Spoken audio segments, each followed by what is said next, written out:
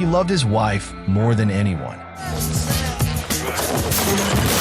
But on that day, his wife tried to kill him.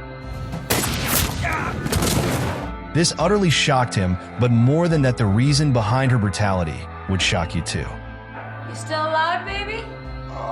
Welcome back to Paramount Recapped. I don't have many subscribers, but your single comment is a ray of hope to motivate me. We're on high alert here!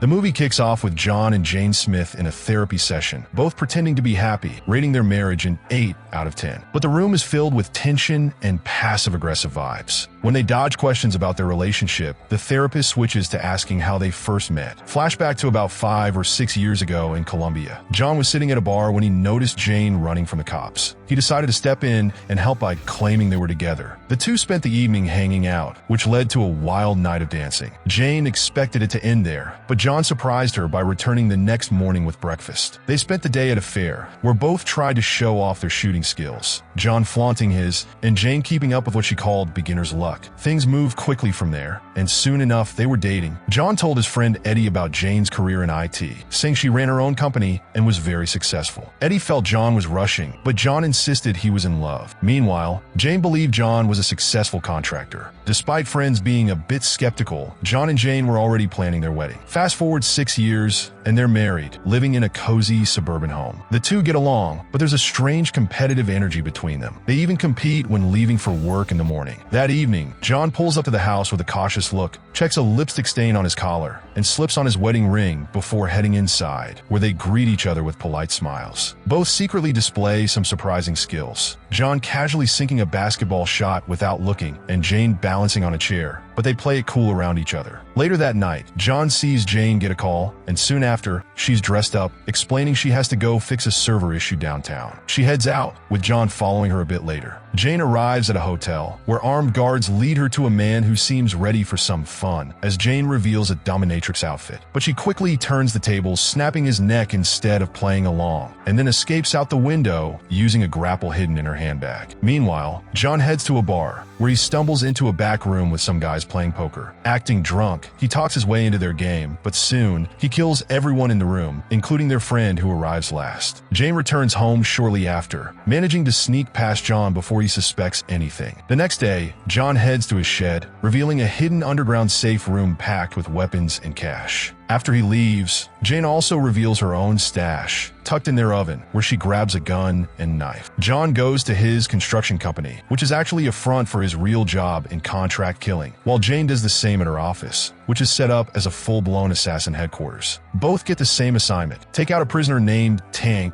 before he can be transferred. Jane is briefed by her assistant, Jasmine, who urges her to beat any competition to the target. Later, Jane sets up an ambush with sensors and mines on a desert road, ready for the target. Suddenly, loud music blares as a car zooms in. It's John coming for the same job. Jane spots his rocket launcher, so she grabs her rifle and fires. John recovers and fires back, triggering the mines early, which lets the target escape. Injured but alive, John pulls a bullet out of his vest and grabs a burnt computer from the explosion scene, noticing someone speeding away on a bike. Later, John talks with Eddie about the pro girl he encountered, while Jane, back at her office, demands to know who interfered with her job. She orders her team to find him. Meanwhile, John takes the damaged laptop to a tech, who extracts some info that links back to an address he recognizes. Heading there, John is shocked to see his wife's name on the billing address. Upstairs, Jane is going through the footage of her mission when she catches a familiar habit: the way her mystery opponent shook his leg while peeing. Realizing it's John, she's stunned. John races home, cautiously entering the house. As he sneaks inside, Jane suddenly appears, and the two exchange tense looks before heading to the dinner table, both aware of the truth but keeping their cool for now. During dinner, John hides a knife in his jacket, not sure what Jane might do. Jane grabs a knife to carve the pot roast, but John jumps in, taking over to keep her from using it. Both are nervous and acting strange. At one point, John drops a wine bottle, which Jane catches, only to drop it again herself. They both make excuses to leave the table, but while Jane heads to the car, John pulls out his gun and chases after her. In his rush, he accidentally fires a shot that nearly hits her, and when he tries to explain, Jane responds by hitting him with her car, throwing him onto the roof. She then bails out before the car crashes into some bushes. Shaken, John confides in Eddie, who suspects Jane knew his real identity all along and was planted in his life on purpose. Meanwhile, Jane vents to her assistant Jasmine, who concludes Jane doesn't really care for John and will feel better once he's out of the picture. The next day, Jane and her team raid the house, tearing the place apart while Jane pretends to be unfazed. John sneaks back home, using his clueless neighbor as a decoy in case Jane tries anything. He heads to his hidden room, finding that Jane has cleaned out his stash of cash and weapons. Jane and her team spread out across the city to find John, but they're alerted when he breaches her office building. As they frantically delete files, Jane orders her team to escape by grappling to the next building, where she and John trade some choice words across the gap. Afterward, John combs through burnt office files with Eddie, uncovering a lead on where Jane might be. He heads to a construction site and steps into an elevator, only to hear Jane's voice taunting him from outside. She warns him to leave town, threatening to drop the elevator, but he calls her bluff. One of her team members detonates the elevator, sending it crashing down. Jane steps out of a van nearby to check if he survived, but John was actually in a different elevator. Disappointed, he realizes his wife just tried to kill him. Later, John finds Jane at a restaurant, tears in her eyes. They sit down,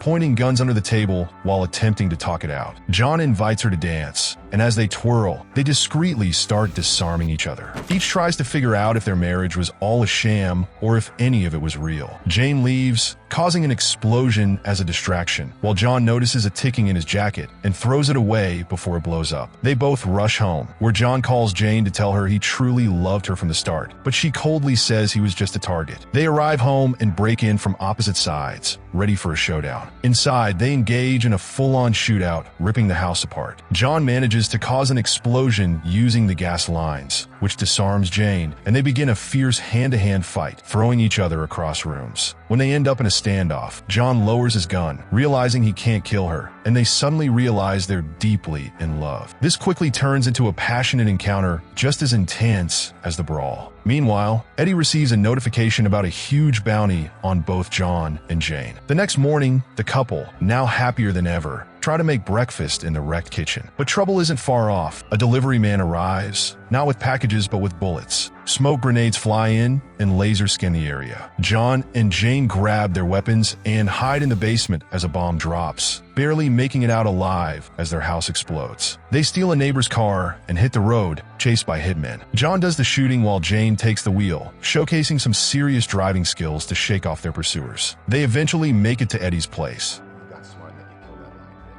where he warns them both their companies want them dead and suggests they need a new target to shift the focus. Jane finds information about a criminal called Tank, and they decide to capture him. Jane handles surveillance while John breaks in, taking down Tank's guards before hauling him to a van. They take him to a motel to get answers, where Tank admits their employers set them up, hoping they'd kill each other after discovering their marriage. He reveals he has a tracker, and suddenly, the motel is swarmed by helicopters and armed agents. Jane and John escape into the sewers and decide they need to finish things once and for all. They break into a nearby mall, changing into suits while avoiding armed guards. Jane starts throwing knives, taking down a team of men. They're soon pinned down by gunfire, and Jane gets hit. John rushes to her side, and they retreat into a small hut, revealing they were wearing body armor. Armed men surround them, and, with no way out, John and Jane prepare to go down together. They burst out, guns blazing, dodging rockets, and taking down every last opponent in an epic firefight. In the end, John and Jane find themselves back in therapy, but this time, their marriage is stronger than ever. They proudly declare that their love life has never been better.